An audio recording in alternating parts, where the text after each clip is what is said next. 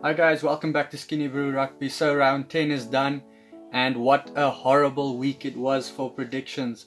Only one of the games this weekend went to the majority vote for a team that's going to win. That was the Hurricanes over the Sunwolves. The rest of the games went to the minority picks. The best Superbru pool pick for the weekend was H2O, and the leader for the weekend, the predictions, after leader is still Pierre-Lou. Join the Superbru pool if you haven't. It's down in the description below. Sorry for this video being a bit later today. I was busy traveling, so I only could get to making the videos now. I'll link the Dream Team video up here. Let's get into the first game. The Chiefs versus the Lions. The Lions beating the Chiefs 23-17.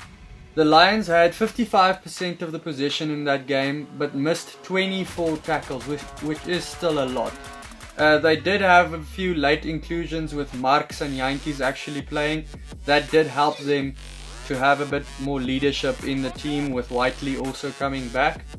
The Chiefs would be kicking themselves. They missed 2 goal kicks, and at the end, with that drop goal from Yankees at the end, actually would have just gotten the win for the Lions if the Chiefs actually got their 2 goal kicks over.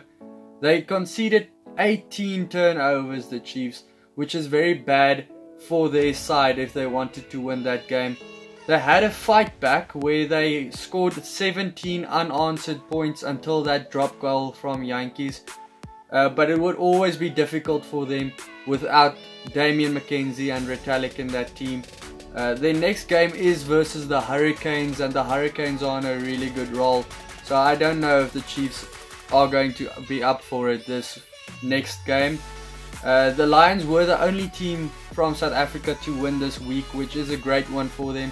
But their next one is against the Crusaders, who have been on top form as always, so I also don't think they're gonna get that one. The next game was the Sunwolves versus the Hurricanes. The Sunwolves losing there 23-29 to the Hurricanes. It was just a very great contest in Tokyo. It was great rugby to watch. The Sunwolves led at half-time, but after the half-time, the Hurricanes had a fight back with 3 tries. And yeah, the Sunwolves just couldn't get back in it.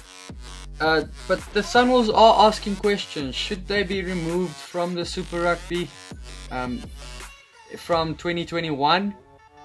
Look, it's a very difficult one. According to their record this year, they've only won 2. So according to me, if you have that record, yes. But if you look a bit further into the games, they have narrow losses all the time against very good sides. So they have the potential just to improve. Another guy, Warren Wasayoko for the Sunwolves, the number 8, who played at number 12 this week, had an amazing game. Look, he's 23 years old. He's not too old to shift from one position to another one. I think he actually has great potential there. He had a great try assist in that game, and one of the best tries we've seen. Both teams conceded 16 turnovers in this game, which is a lot. Paranara for the Hurricanes had an amazing game, one of the best he's had this season. But the rest of the backline, not so much. They didn't have the best game. The next game was the Sharks versus the Reds. The Reds beating the Sharks 21-14. I really did not see this coming. Most people also didn't predict this. The Sharks have a tour coming up. Now that they lost another one, I can't see it being an amazing tour. They've had poor form this last couple of weeks, and they had a lot of handling errors. Even though the Reds had poor defense, missing 30 tackles in that game, the Sharks just couldn't capitalize on the defensive errors because they just had a lot of handling errors themselves. Even though the Sharks had more possession and territory in that game, they did concede 18 turnovers, which is just shocking from them. The Reds had their first game that they won in Durban since 2004, which is a long time to break that history, and they did. they did strike early, the Reds, and the Sharks had to fight back all the time and they just couldn't pull it off. The next game was the Highlanders versus the Blues. I said it was going to be the best one for the weekend. The Highlanders beating the Blues 24-12. In this one, I actually forgot to call my pick for the weekend. I actually said Highlanders by 4. If you look in my comments for that actual prediction video. Yeah, the Highlanders finally got a win. And it's the Blues' second loss in a row. So they'll need to step up again. Yeah, the Highlanders led 7-5 by half time. And they just had a dominating scrum. And yeah, that's what got them the win in that game. The Blues had most of the possession and did most of the running in the first half, but it was just not enough to beat the Highlanders in that one. Then it was the Australian derby, the Waratahs beating the Rebels 23-20. Both teams set out to prove they can win this one. The Waratahs are only 2 points behind the Rebels in second place in the Australian Conference at the moment. It was the second defeat for the Rebels in a row. And yeah, the Waratahs just wanted to prove that they can play without Folau at fullback in that team. And they really played well. Foley, he had a standout performance at number 10. Great game from him. Where Cooper, he had a poor game again. They really need to consider putting someone else into that number 10 spot. Even if it's just for a game or two. Just for Cooper to get back into form again. The Waratahs had an incredible fight back, where the Rebels led at a stage 20-7, but yeah, the Waratahs just capitalized on the defensive errors of the Rebels and got the win at the end there. Then we head over to Cape Town, where the Brumbies beat the Stormers 19-17.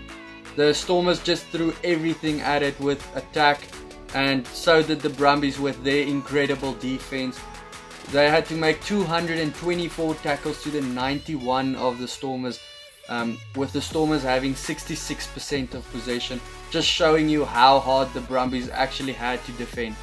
The Stormers conceded 19 turnovers from all that possession, showing you they just couldn't keep the ball or make good rucks for them to actually capitalize on mistakes from the Brumbies, who actually did tackle miss a lot. But yeah, you would tackle miss a lot if you had to make so much tackles.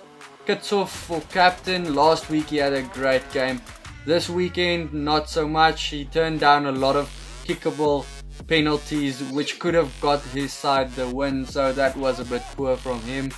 The Brumbies, they were just more clinical in this game, with them beating their second successive game over a South African side, so that was good for them. That's it for the week, guys. If you want to watch the Dream Team video of the week, it's gonna be somewhere here next to me. If you like my content, please remember to hit the subscribe button, and yeah, join the Superbru pool in the description below. Cheers.